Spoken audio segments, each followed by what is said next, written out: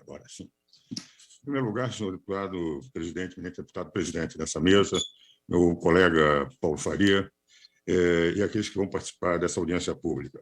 Cumprimento a todos e acho extremamente relevante. Ontem participei também da audiência pública do Senado e a crítica foi unânime a essa teoria consequencialista do direito, neoconstitucionalista, jurisprudência constitucional, que pretende dar ao Poder Judiciário um poder de atuar nos atos legislativos e de corrigir rumos do Executivo. Esta corrente pode ter sido adotada em alguns países, como alguns se defendem, mas não foi aquela corrente adotada pelos constituintes em 88. Quando saímos de um regime de exceção e não se pretendeu mais ter um poder maior do que os outros dois poderes, eles criaram dentro da Constituinte a obrigação de todos os constituintes pensarem um regime no Estado Democrático de Direito. E colocaram que todo o poder vem do povo, e o povo tem os seus representantes.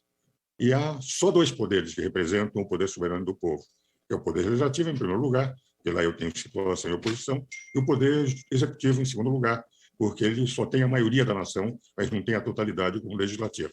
O poder judiciário não é um poder representativo do povo. Ele representa a lei que não faz, porque ela só pode ser feita pelo poder legislativo ou, eventualmente, pelo executivo, e deve ficar nos seus limites. Por essa razão, o Poder Legislativo aparece, em primeiro lugar, na organização dos poderes, o Poder Executivo em segundo lugar e o Poder Judiciário em terceiro lugar, em duas funções essenciais, a administração da justiça, que são o Ministério Público e a advocacia. Ora, por essa razão, depois do artigo 1º falar que o povo é detentor através dos seus representantes, que são de dois poderes apenas, declara que os poderes têm que ser harmônicos e independentes. E para evitar, na Constituição, que houvesse invasão de competências, declarou exaustivamente dos artigos 44 a 185 quais eram os poderes, as competências de atribuição e legislativa dos dois poderes representativos do povo, para que não houvesse as invasões. Pelo 49, inciso 11, obrigou o Poder Legislativo a zelar pela sua competência normativa perante o Poder Judiciário e perante o Poder Executivo. A meu ver, isso poderia ser feito sempre por decretos legislativos, do artigo 59, e impediu o Poder Judiciário, mesmo nas ações diretas de inconstitucionalidade por omissão, nessas ações que se pudesse fazer a lei em lugar do Poder Legislativo, se esse fosse considerado inconstitucionalmente omisso de não fazer uma lei que a Constituição exigia e fosse feito de imediato. Esse é o sistema de freios e contrapesos colocados numa Constituição que não deu, em nenhum momento, ao Poder Judiciário o poder de invadir competências de outros poderes. Hoje nós estamos vendo uma interpretação completamente diferente. Aquilo que disse o doutor Paulo Faria, com que eu concordo, nós estamos tendo invasões de competências notórias. O artigo 53, por exemplo, da Constituição, que declara, que vem da emenda 35, é interessante como é que ela foi definida. O deputado Bia Arkel, quando apresentou quaisquer manifestações no exercício de suas funções, o deputado federal, que foi presidente do Conselho Federal da Ordem, José Roberto Batóquio, ele declarou: mas, ministro, como é que o senhor pretende, se eu estiver falando com um colega meu, estiver falando com um eleitor meu, eu estou ou não estou no exercício, vamos eliminar qualquer dúvida, vamos pôr quaisquer manifestações ou palavras, para que não haja um deputado que não é o deputado pessoa física. Ele representa 10 mil, 20 mil, 50 mil cidadãos brasileiros, o que vale dizer o direito, efetivamente, de ter essa inviolabilidade assegurada.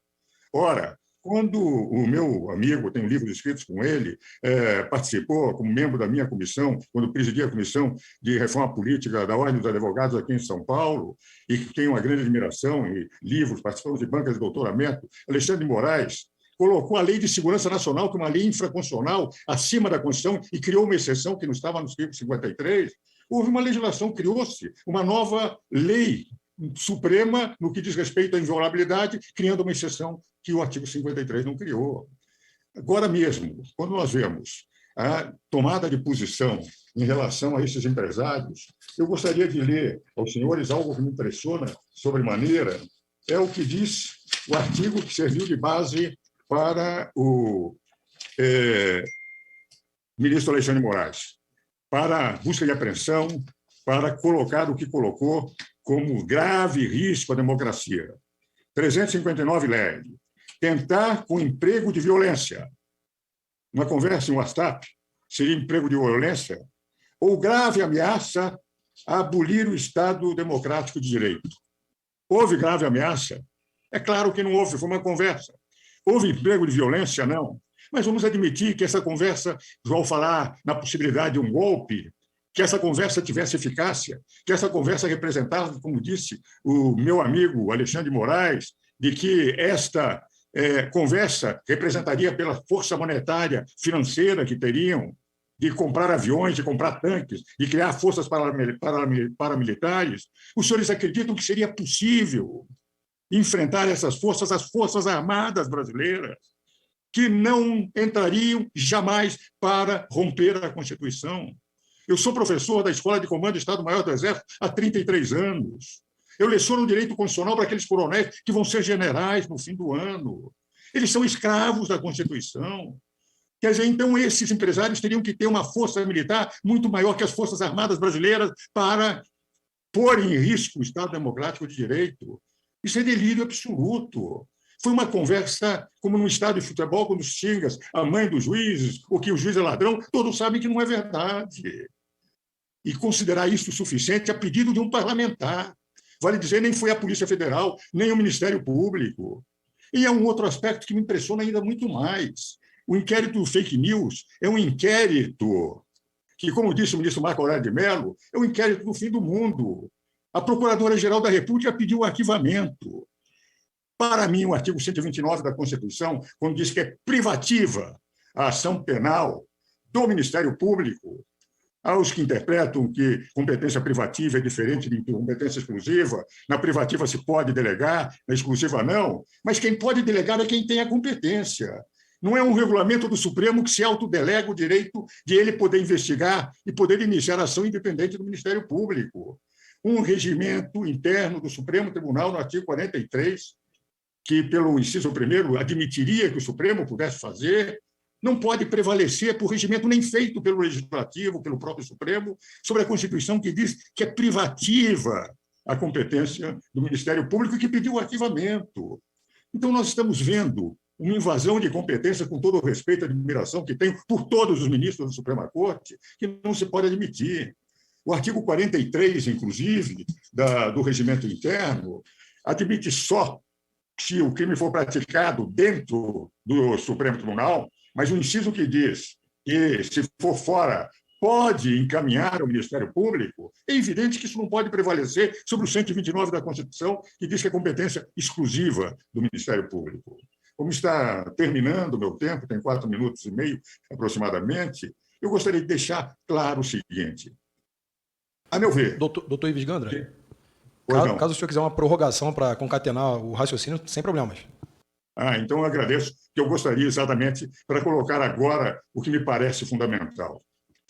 De rigor, se o Congresso Nacional começasse a ter a possibilidade de exercer com coragem a defesa das suas prerrogativas, não permitindo essas invasões, não permitindo que se reescrevesse a Constituição, a utilização do artigo 49, inciso 11, cada vez que o Supremo legislar em lugar do Congresso Nacional, a meu ver, se poderia adotar um decreto legislativo que, não tendo regulação constitucional, embora esteja no artigo 59, é um instrumento de competência exclusiva do Congresso Nacional. Havendo invasão de competências, como, por exemplo, a meu ver, no caso do próprio deputado, que eu não estou de acordo com o que ele disse, mas, de rigor, ele tinha o direito de dizer que poderia ser punido pela Câmara dos Deputados, mas não pelo Supremo Tribunal Federal. Por outro lado, por manifestação de pensamento, o que vale dizer, ele recebe uma pena superior a 8 anos, o que implica não poder, ele, ter um regime aberto de cumprimento da pena, por mera manifestação como representante de milhares de brasileiros. Isso me parece que teria que ser cortado pelo Poder Legislativo, pelo 49, inciso 11, independente de legislação. Independente de legislação infraconstitucional, o Congresso Nacional tem competência. Por outro lado, se nós analisarmos a competência do Senado Federal, Ontem conversava, depois da audiência pública, com o senador Girão, e nós discutíamos qual é a competência do Senado. E eu entendi o seguinte: o Supremo Tribunal de Rigor do Brasil não é o Supremo Tribunal Federal. O Supremo Tribunal Federal é para julgar 213 milhões de brasileiros. O Supremo Tribunal Federal é para garantir o direito, como fazia o Supremo até 2002, quando nós tínhamos uma das mais, se não a mais respeitada instituição do Brasil, quando os ministros eram apenas legisladores negativos. Mas, se nós analisarmos o Senado, que tem competência de julgar o presidente da República, que tem competência de julgar os 11 ministros do Supremo, apesar de ser uma competência limitada. É uma competência para julgar os principais, os poderes da República que merecem um julgamento desse nível. Nós temos o Superior Tribunal de Justiça com determinadas competências, o Supremo com competências em relação a deputados e senadores. Mas nós temos uma instituição que está acima da Suprema Corte, quando se trata de julgar o presidente da República, quando se trata de julgar os 11 ministros do Supremo. E a impressão que eu tenho é que, de rigor, esse valor de julgamento do Senado Federal ainda não foi devidamente avaliado pelo próprio Congresso Nacional. Não que eu entenda que os ministros tenham que ser julgados, não que eu entenda que os ministros não mereçam lá estar, até porque tenho livros escritos com 7 dos 11 ministros que estão na Suprema Corte, que participam de academia, com os outros ministros, o que vale dizer um profundo respeito por todos eles. Mas o que eu entendo é que o Senado tem que acenar de que, efetivamente, esse ativismo judicial não é possível. Que a Câmara dos Deputados, o Congresso, o Senado Federal, o Congresso que representa, de rigor, toda a representação popular do país, porque temos situação e oposição, como sendo o poder mais representativo do povo, porque temos situação e oposição, e, por esta razão, o primeiro poder a aparecer na organização dos poderes, teria que se começar a pensar não só na defesa da sua competência, mas, efetivamente, em acenar à Suprema Corte que não mais permitirão invasão, que respeitarão a Suprema Corte naquilo que representa a função essencial da Suprema Corte, de garantir a Constituição, de garantir a lei, mas não permitindo que haja este avanço na competência dos outros poderes. Até porque, se nós não fizermos, nós corremos o risco de termos a substituição de um superpoder do regime anterior de exceção, que era o Poder Executivo, em que o Congresso Nacional não podia fazer outra coisa senão aceitar ou negar em toto, em bloco, o decreto-lei, nós substituiríamos por um outro poder que passaria a ter uma função também ditatorial, de dizer o que é democracia. Liberdade de expressão está no artigo 5º, inciso 4, inciso 5, inciso 10, está no 220 das redes de comunicação social, e eles dizem, não, democracia é o que nós pensamos que é democracia, não podendo ver atentados contra o nosso conceito de democracia. E se nós entendemos que todas as redes conservadoras têm que ser desmonetizadas, todos aqueles que não pensam de acordo com a esquerda são redes que estão pondo em risco a democracia, porque os conservadores, segundo eles, põem em risco a democracia, não vemos nada quando se xinga o presidente da República de genocida, fora Bolsonaro, quando se fazem os comícios representativos, nós não temos tido nenhuma medida do Supremo, que eles possam realmente ter as suas posições políticas que cada brasileiro tem o direito de ter. Mas, como ministros, como Poder Judiciário, teriam que ter a obrigação de imparcialidade absoluta e, por esta razão, tratar igualmente redes conservadoras como redes de esquerda. E a única forma de fazer com que eles percebam que teriam que voltar a ser a instituição que sempre o Supremo Tribunal foi, e eles têm condições para isso, porque são grandes juristas, seria realmente o Congresso Nacional, que representa a maioria, não a maioria, a totalidade da população brasileira, faz exercício da sua competência, de zelar pela sua competência legislativa perante o Poder Executivo e perante o Poder Legislativo. E nesse final de exposição, eu confesso aos senhores, um velho de 87 anos, que todos entendem no Supremo, que a minha corrente é uma corrente ultrapassada do direito constitucional e que os poderes têm que ser harmônicos, independentes, na teoria montesquiana.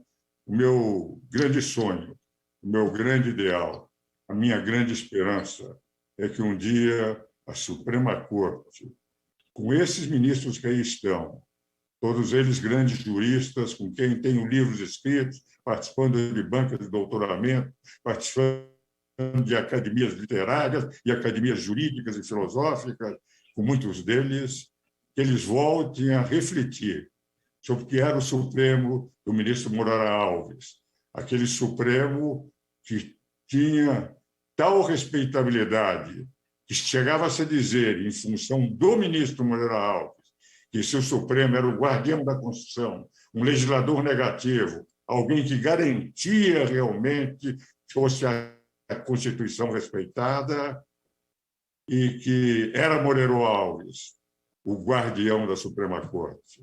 Precisamos, de novo, guardiões da Suprema Corte, para que esses bons ministros que invadiram competências alheias voltem a pensar que eles podem ser os ministros que foram, no passado, os grandes ministros da Suprema Corte. Por isso, eles têm competência. E esse é o grande sonho de um velho advogado e professor de direito. Muito obrigado.